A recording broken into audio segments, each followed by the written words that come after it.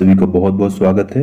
आज हम 1 से 3 अक्टूबर तक के करंट अफेयर्स को देखेंगे, जिसमें बहुत से महत्वपूर्ण फैक्ट हैं एवं आगामी मध्य प्रदेश लोक सेवा आयोग की परीक्षा हेतु ये वीडियो काफी इंपॉर्टेंट होने वाला है। तो चलिए टॉपिक को हम शुरू करते हैं। Indo Pacific army chief conference कहाँ आयोजित किया जाएगा? नई दिल्ली में।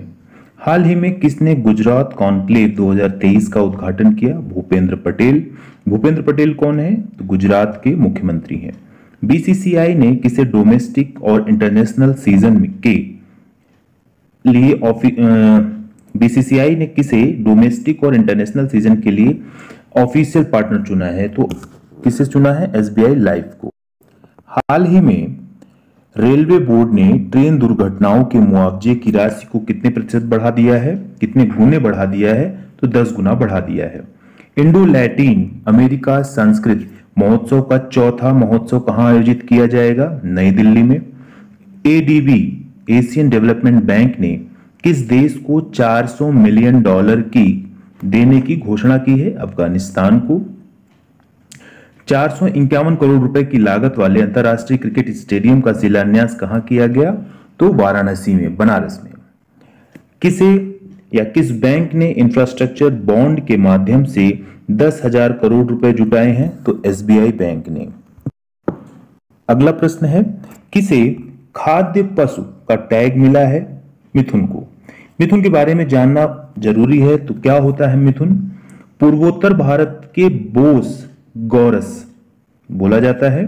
मिथुन, जिसे वैज्ञानिक रूप से बोस फ्रंटलिस के रूप में जाना जाता है, एक उल्लेखनीय गोजातीय प्रजाति है जो पूर्वोत्तर भारत के हरे भरे और पहाड़ी क्षेत्रों में, विशेष रूप से अरुणाचल प्रदेश, नागालैंड, मणिपुर और मिजोरम राज्यों की मूल निवासी है। ये अक्सर पहाड़ियों के मवेशी के रूप में जाना जाता है। मिथुन इस क्षेत्र में महत्वपूर्ण सांस्कृतिक, आर्थिक और पारिस्थितिक महत्व रखता है। किसे जम्मू कश्मीर में कचरे के खिलाफ युद्ध के लिए राजदूत नियुक्त किया गया है? तो कैप्टन बाना सिंह को। विश्व बौद्धिक संपदा संगठन द्वारा प्रकाशित ग्लोबल इनोवेशन इंडेक्स 2023 रैंकिंग में भारत 40वें स्थान पर है। इसके बारे में थोड़ा सा देख लेते हैं फैक्ट। विश्व बौद्धिक संपदा संगठन द्वारा प्रकाशित ग्लोबल इनोवेशन इंडेक्स 2023 रैंकिंग में भारत ने 132 अर्थव्यवस्थाओं में से 40वीं रैंक बरकरार रखी है। ग्लोबल इनोवेशन इंडेक्स में भारत कई सालों से तेजी से आगे बढ़ रहा है। यह हमारे लिए महत्वपूर्ण विषय है। साल 2015 में 81वें स्थान से बढ़कर साल 2023 में यह 40वें स्थान पर पहुंच गया है। अगला प्रश्न है, international institute for management development द्वारा जारी वर्ल्ड टैलेंट रैंकिंग रिपोर्ट 2023 के अनुसार भारत किस स्थान पर है? तो भारत 56वें स्थान पर है। International institute for management development द्वारा एक रिपोर्ट जारी की गई, जिसमें किस बात की रैंकिंग है? वर्ल्ड टैलेंट रैंकिंग रिपोर्ट में भारत का स्थान 56वां है। भारतवर्ष 2022 में इस रैंकिंग में 52वें स्थान पर रहा। वर्ल्ड टैलेंट रैंकिंग रिपोर्ट 2023 के मुताबिक भारत में आधारभूत ढांचे में सुधार की सराहना की गई है, लेकिन टैलेंट के प्रतिस्पर्धा में और सुधार करने पर जोर दिया गया है। International institute for management development द्वारा जारी वर्ल्ड टैलेंट रैंकिंग 2023 में प्रथम स्थान पर कौन रहा? स्विट्जरलैंड। दूसरे में लग्जमबर्ग, थर्ड में आइसलैंड, फोर्थ में बेल्जियम और फिफ्थ में नीदरलैंड रहा। तो भारत का कौन सा स्थान रहा दोस्तों? इस वर्ष 2023 में 56वां स्थान रहा। ये जरूर याद रखिएगा। इससे एक फैक्ट और बनता है कि 2022 में क्या रैंकिंग रही? तो 2022 में 52वीं रैंकिंग रही। First ranking Switzerland. किस भारतीय टेनिस खिलाड़ी को 2024 टेनिस हॉल ऑफ फेम के लिए नामांकित किया गया है? तो लिएंडर पेस को। विश्व समुद्री दिवस प्रतिवर्ष कब मनाया जाता है? तो सितंबर के अंतिम गुरुवार को। क्यों मनाया जाता है ये प्रतिवर्ष? विश्व समुद्री दिवस सितंबर के अंतिम गुरुवार को मनाया जाता है। इस वर्ष यह कब हुआ? 28 सितंबर को। विश्व समुद्री दिवस अंतर्राष्ट्रीय समुद्री उद्योग के श्रमिकों के अथक परिश्रम का सम्मान करने के लिए मनाया जाता है। विश्व समुद्री दिवस 2023 की थीम क्या थी? MARPOL at 50 our commitment goes on. अंतरराष्ट्रीय समुद्री संगठन की स्थापना कब हुई थी? इससे रिलेटेड जो जीके है वो क्या होगा? 17 मार्च 1958 को अंतरराष्ट्रीय समुद्री संगठन की स्थापना की गई थी। अंतरराष्ट्रीय समुद्री संगठन के संस्थापक कौन है? तो संयुक्त राष्ट्र है। अंतरराष्ट्रीय समुद्री संगठन का हेडक्वार्टर या मुख्यालय लंदन, यूनाइटेड किंगडम है। अंतरराष्ट्रीय समुद्री संगठन के महासचिव कौन है? किटक लिम। तो हम साथ साथ में करंट के साथ उसके स्टैटिक जीके को और जो परीक्षा उपयोगी फैक्ट है उनको भी देखते हुए चल रहे हैं। Subroto cup sub junior under 14 लड़की बॉयज बेंगलुरु में शुरू होंगे। सुब्रतो कप क्या है? हमको मालूम है, हमने पिछले वीडियो में देखा ही है। सुब्रतो कप अंतरराष्ट्रीय फुटबॉल टूर्नामेंट के 62वें संस्करण का सब जूनियर अंडर 14 बालक वर्ग बेंगलुरु में शुरू होगा। इतिहास में यह पहली बार है जब देश के सबसे प्रतिष्ठित इंटर स्कूल फुटबॉल टूर्नामेंट की राष्ट्रीय चैंपियनशिप राष्ट्रीय राजधानी से बाहर खेली जा रही है।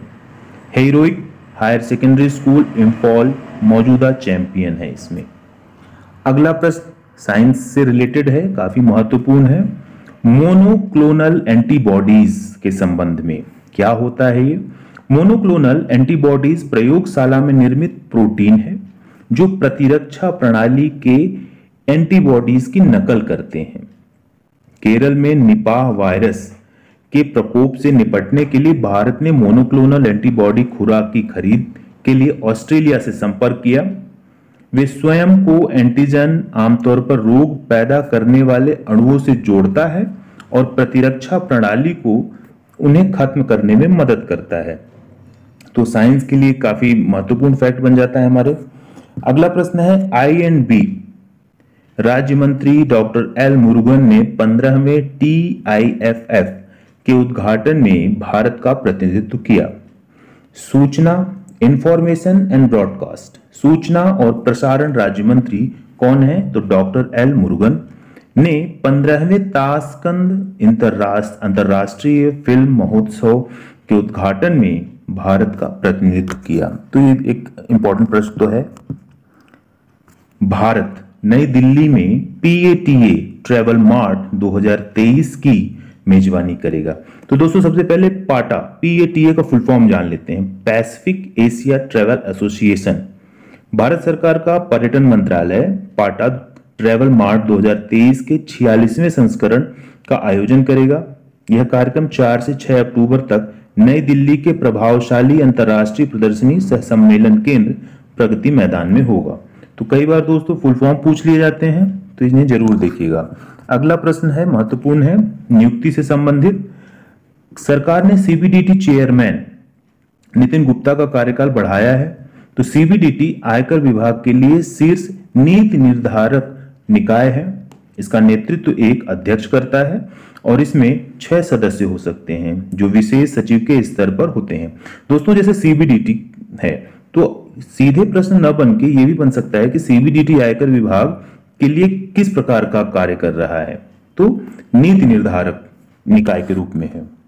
अगला प्रश्न है, PM मोदी आकांक्षी ब्लॉकों के लिए संकल्प सप्ताह कार्यक्रम शुरू करेंगे। संकल्प सप्ताह क्यों शुरू किया जा रहा है? नागरिकों के जीवन की गुणवत्ता को बढ़ाने के लिए ब्लॉक स्तर पर शासन में सुधार करना है। संकल्प सप्ताह देश के 329 जिलों के सभी 500 आकांक्षी ब्लॉकों में मनाया जाएगा। तो किसके द्वारा शुरू कर रहा है ये हो रहा है कार्यक्रम? PM मोदी के द्वारा। प्रधानमंत्री मोदी ने दाहोद में FM रिले स्टेशन की आधारशिला रखी। दाहोद ट्रांसमीटर अलीराजपुर और झाबुआ सहित मध्य प्रदेश के पड़ोसी आदिवासी जिलों को आंशिक रूप से शामिल करेगा। फिर अंतर्राष्ट्रीय समान वेतन दिवस और विश्व बांस दिवस हर साल किस दिन मनाया जाता है? तो 18 सितंबर को। अंतर्राष्ट्रीय शांति दिवस 21 सितंबर को। International Congress on the chemistry of cement 2027 की मेजबानी कौन कर रहा है? भारत। दिव्य कला मेला का आयोजन कहां होगा? वाराणसी में। अगला प्रश्न है दोस्तों, नारी शक्ति वंदन विधेयक के तहत कितने साल तक आरक्षण का प्रावधान किया गया है? तो 15 वर्षों तक के लिए। नारी शक्ति वंदन विधेयक के तहत विधानसभाओं में महिलाओं को कितने प्रतिशत सीट आरक्षण दिया जाएगा? तो 33%। नारी शक्ति वंदन विधेयक केंद्र सरकार ने किस सभा में पेश किया? लोकसभा में पेश किया। भारत ने किसके साथ मिलकर एक संयुक्त क्षमता निर्माण पहल की शुरुआत की? तो संयुक्त राष्ट्र के साथ। अगला प्रश्न है, देश के पहले कार्टोग्राफी संग्रहालय का उद्घाटन किस शहर में किया गया? तो मसूरी में किया गया। मसूरी कहां है? उत्तराखंड में।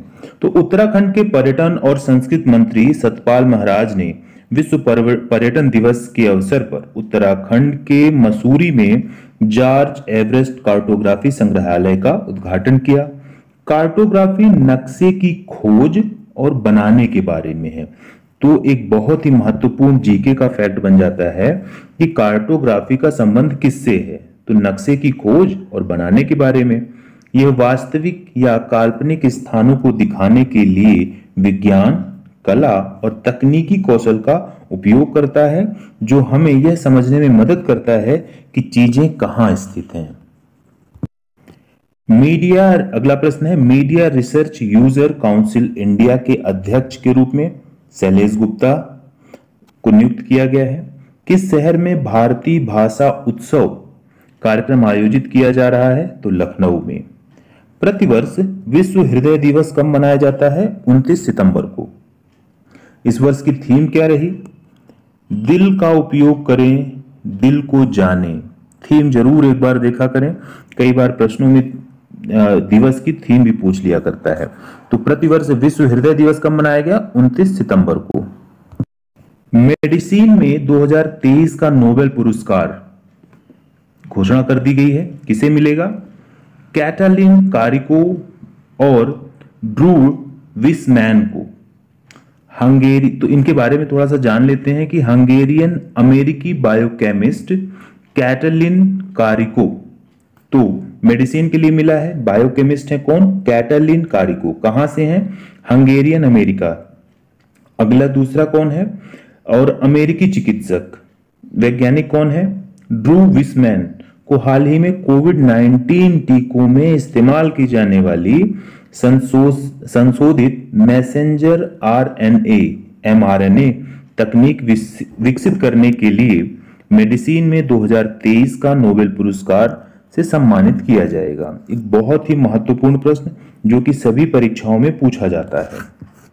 जर्मनी में 3 अक्टूबर 2023 को कौन सा दिवस मनाया जा रहा है? जर्मन एकता दिवस।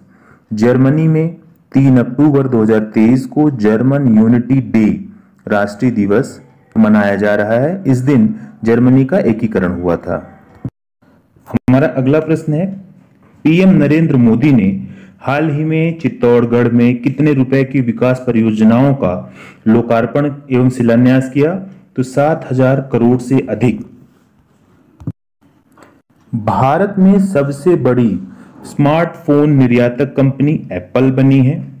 लगातार दूसरी बार दुनिया की नंबर 1 टेबल टेनिस खिलाड़ी सुहाना सैनी बनी।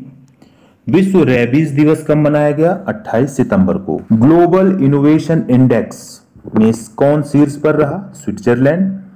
नीति आयोग ने निर्यात तैयारी सूचकांक में तमिलनाडु शीर्ष पर रहा। ग्लोबल पीस इंडेक्स 2023 में दुनिया का सबसे शांतिपूर्ण देश आइसलैंड बना।